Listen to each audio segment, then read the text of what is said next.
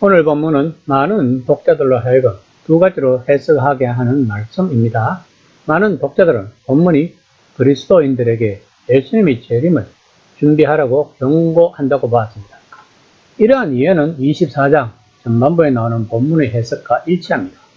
인자의 오심을 예수님이 인정을 받으시는 사건, 즉 하늘로 올라가시는 사건이 아니라 이 땅에 다시 오시는 사건으로 보는 것입니다. 사도행전 1장, 데살로니가전서 4장, 그리고 그 밖의 많은 다른 본문이 언젠가 하나님이 온 세상을 새롭게 하시면 예수님이 그 중심에 서실 거라고 약속하고 있습니다. 하지만 그때가 언제일지는 아무도 모르기 때문에 모든 그리스도인은 항상 준비하고 있어야 한다는 뜻으로 이 본문을 이해하는 것입니다.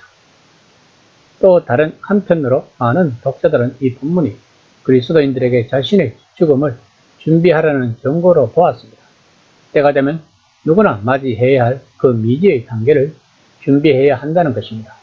그러므로 정기적 예배, 기도, 성경 읽기, 자기 점검, 순종을 통해 하나님과의 관계를 점검하는 것을 중요하게 생각하는 이유 중 하나인 것입니다. 오늘 본문은 이 두 가지 중 하나로 읽거나 아니면 두 가지 모두로 읽을 수 있습니다. 성경에서 하나님의 음성은 원래의 저자들이 생각하지 못했던 방향으로 읽힐 수도 있습니다. 하지만 그렇게 하려면 그 본문의 원래 의미를 분명하게 이해하고 있어야 합니다. 그렇지 않으면 성경을 왜곡할 수 있다는 것입니다. 따라서 오늘 본문은 마태의 첫 독자들이 어떻게 이해했을까를 생각하면서 접근하는 것이 가장 좋을 것입니다. 앞절에서 생명과 가족과 공동체 전체를 파괴할 끔찍한 사건이 일어난과 동시에 인자의 오심, 즉 예수님이 왕으로 나타나시는 사건이 일어날 것이라고 했습니다. 그러므로 오늘 본문은 그 사건이 무엇인지 은연중에 말해주고 있습니다. 그것은 갑작스럽고 신속한 일련의 사건들이 일어나 예루살렘과 성전의 파괴로 끝날 것이라고 말씀하십니다. 예수님은 그 사건이 34절에서 한 세대 안에 일어난다고 말씀하십니다. 그러나 언제 일어날지는 아무도 모른다고 하십니다. 그러면서 예수님은 노아의 홍수 이야기를 하십니다. 24장 37에서 39절입니다. 노아의 때가 같이 인자의 이맘때 그러하리라. 홍수전에 노아가 방주에 들어가는 날까지 사람들이 먹고 마시고 장가들고 시집가고 있으면서 홍수가 나서 그들을 다 멸하기까지 깨닫지 못하였으니 인자의 이맘때 이와 같으니라. 노아가 방주를 만들면서 무려 120년 동안 경고했지만 아무도 노아의 말을 듣지 않았던 것입니다. 다시 말하면 하나님의 말씀을 사람들은 무시했다는 것입니다.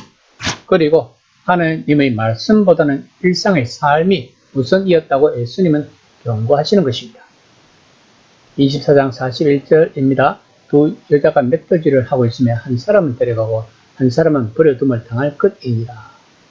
본문을 일종의 초자연적 구원의 행위로 하나님이 한 사람은 데려가시고 다른 사람은 남아서 멸망당할 거라는 뜻으로 해석하면 안 되는 것입니다. 침략 세력이 도시와 마을을 휩쓸고 지나갈 때 더러는 죽음으로 데려가고 더러는 죽이지 않고 내버려 둘 것이라고 이해해야 합니다. 그렇기 때문에 예수님을 따르는 자들은 깨어 있어야 한다고 말씀하십니다. 24장 42에서 44절입니다. 그러므로 깨어 있으라. 어느 날에 너희 주가 임할는지 너희가 알지 못함이니라. 너희도 아는 바니 만일 집 주인이 도둑이 어느 시간에 올 줄을 알았더라면 깨어 있어 그 집을 뚫지 못하게 하였으리라. 이러므로 너희도 준비하고 있으라. 생각하지 않은 때에 인자가 오리라.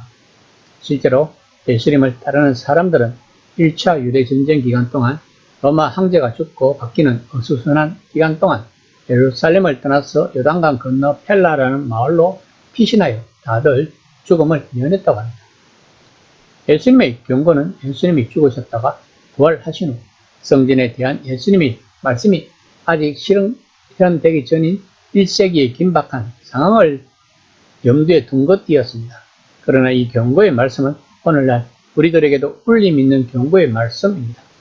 현재 우리도 혼란스럽고 위험한 시기에 살고 있습니다. 즉 앞으로 어떤 일이 일어날지 우리들은 모르는 것입니다.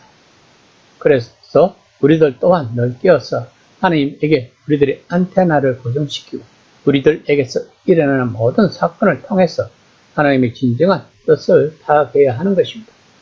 그렇지 않으면 노아의 홍수 때처럼 똑같은 일을 당할 수 있다는 것을 알아야 합니다. 이 시간 나는 진정 깨어 있는지 그리고 나의 안테나가 하나님에게 향해 있는지를 한번 생각해보는 시간이 되었으면 합니다.